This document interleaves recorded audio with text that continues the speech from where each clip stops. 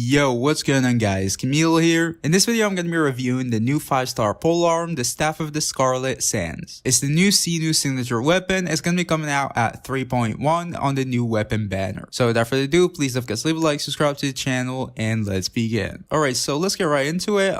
This weapon is going to have a 541 base attack at level 90. That's low for a 5-star weapon. The average for a 5-star weapon is going to be at least like 608 or something like this. So yeah, that's a low base attack. Now the substat though is going to be crit rate, which is already pretty good, and it's going to be 44.1 crit rate at level 90, and that's a huge amount of crit rate. Basically, if you use this weapon, you are already like pretty much set on crit rate. You already have like the extra 5% plus 44%, you already have like 50%. So just grab like a couple of substats and you're good. So already, as almost any other 5-star weapon, we can see that it's going to be a decent stat stick. You know, a decent base attack, it's low for a 5-star, but it's still not bad, and a huge crit rate substat, which is going to be usable on a lot of characters. So this weapon is already like decent, it can never be bad. Without even checking out the passive or anything like that, it's already a decent weapon. But now moving on to the passive. So we have the equipping character is going to gain 52% of their elemental mastery as bonus attack. This is just like a flat bonus, no conditions. Just by equipping this weapon, you're going to have 52% of your elemental mastery as bonus attack. And then we have when an elemental skill hits opponents, the effects of the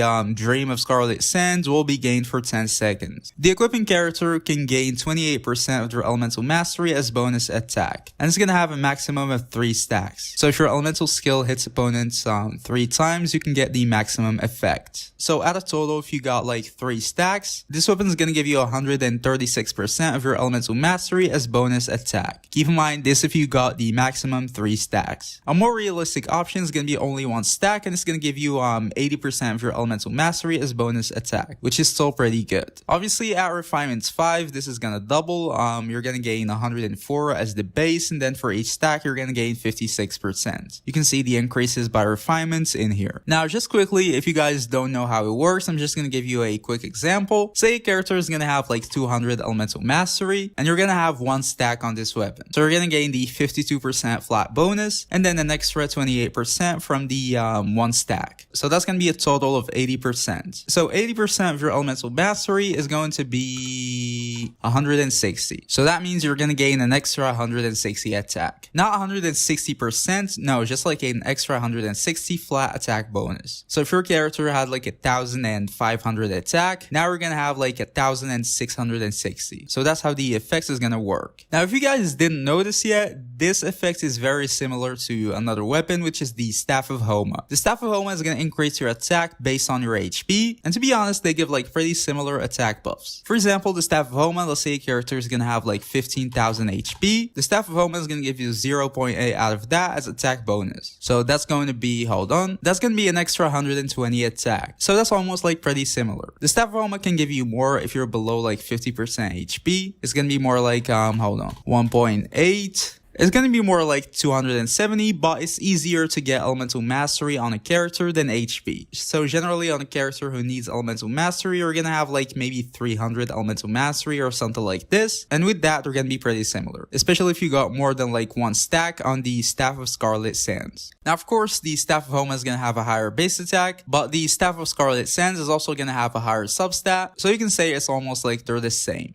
Now moving on to the characters, we're going to see on which ones this weapon is going to work and on which ones it's not going to work. In short, before we start, characters who are going to be able to use this weapon are going to be the characters who like scale pretty well with elemental mastery. Not necessarily they need like a lot, but they scale like pretty decent with elemental mastery. So this weapon is going to allow you to like double down on elemental mastery and focus on it. It's going to allow you to go like maybe for a elemental mastery sands. That's going to increase your reactions damage, and you're also going to get the extra attack. So that's like the type of characters you'd want to use this weapon on. So yeah, for the characters, you have Ling. She's one of the best users for this weapon. She's going to be able to use at least like 2 or 3 stacks. You know, Gooba is going to be hitting enemies, so you're going to be gaining stacks from your elemental skill. And yeah, she already scales with elemental mastery, so that's pretty good. And you're going to use like a elemental mastery sands maybe, so you're going to have a huge attack bonus. So this weapon is going to be top tier on Ling. Now I'm not sure if it's going to be best in slot, but it's definitely going to be top 3. It might even be best in slot. I haven't really done any calculations, but it's definitely gonna be top tier. Now Zhao, it's gonna work on him for the crit and stuff like that. You're probably not gonna be able to take advantage from like the full passive. Usually you don't want like that much elemental mastery on Zhao. Maybe a little bit for the swirls, but like 50, 100 maximum. But yeah, it's still pretty decent for the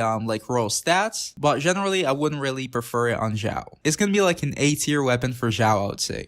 We have Zhongli. It's not really gonna work on him. He needs like an HP weapon preferably. Maybe if you're building him for damage, you can benefit from the crit rate, but that's about it. So yeah, I would say for Zhongli, it's not really that good. She's definitely gonna be one of the best users for this weapon, and for Melt or Azaria to be exact. It's not really gonna work on Freeze or Azaria, but for Melt, it's gonna be pretty good. It's gonna give you crit rate, which is pretty good. You're gonna be using Elemental Mastery on Melt or Azaria, so this weapon is gonna be pretty good. We've got Hu Tao. It's gonna be usable too. Again, just for the simple fact of like crit rate, and that's it. The passive I wouldn't really say it's gonna be that good on Hu Tao. It's definitely not as good as like the Staff of Homa, but it's still definitely gonna be usable on Hu Tao. I would say it's gonna be like an A tier weapon too for Hu Tao. We've got Thoma. Probably he's not gonna be able to use this weapon. He doesn't really benefit from crit. You'd usually want to stack HP on him, maybe energy recharge, and that's it. So yeah, it's not gonna work on Thoma. Raiden Shogun is technically gonna work too. It's gonna give you a crit rate, and usually you'd want to build Elemental Mastery on Raiden too. So it's gonna be a very good weapon. I would say it's gonna be an S tier weapon for Raiden too. Shinha, it's not really gonna be that good. You just need attack. Yunjin, it's not really gonna work too. You just need defense, and that's it. Xinu, obviously it's his best in slot, so it's gonna work pretty well on him. It's definitely an S tier weapon for Xinu. I don't think it's gonna be that far better from like other 5-star weapons, but it's definitely gonna be his best in slot. And finally, you have Candace. I don't think she's gonna be able to use this weapon. So yeah, as you guys can see, it's gonna be usable on a lot of characters. You know, basically any character who needs crit and can use some elemental mastery is gonna be usable on. Even for the characters where it's not really that good, like Xiao for example, it's not gonna be bad. It's definitely gonna be like at least an A tier weapon. Except for like characters who absolutely don't need like any crit or elemental mastery, like Pure Shield Zhongli for example, or Thoma or Shinha. In that case, obviously it's not gonna work.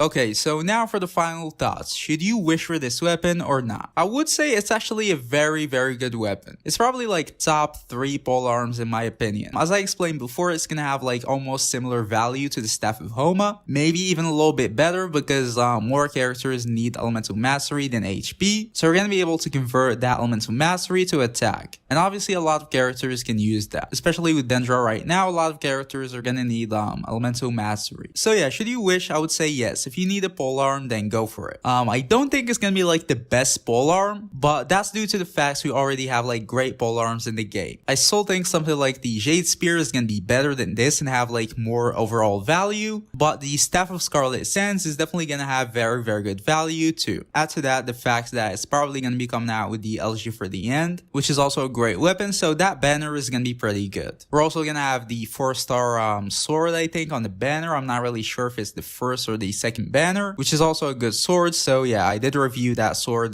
before in a video if you want to check it out. So yeah, it's gonna be a very good banner. Wait, actually I'm not sure if the 4-star weapons are gonna be coming out at the phase 1 or 2, so I want to leave that out. I'm not really sure, but either way, the LG for the end and the Staff of Scarlet Sands are gonna be very good weapons too. So yeah, I would say this weapon banner is definitely not bad. If you need a polearm and you don't mind getting the LG for the end, then just go for it. They definitely have great value both. So yeah, that was the video guys. That was my review for this weapon. I simply think it's a good polearm. So if you liked the video, please of course leave a like, subscribe to the channel, and see y'all in the next video. Peace.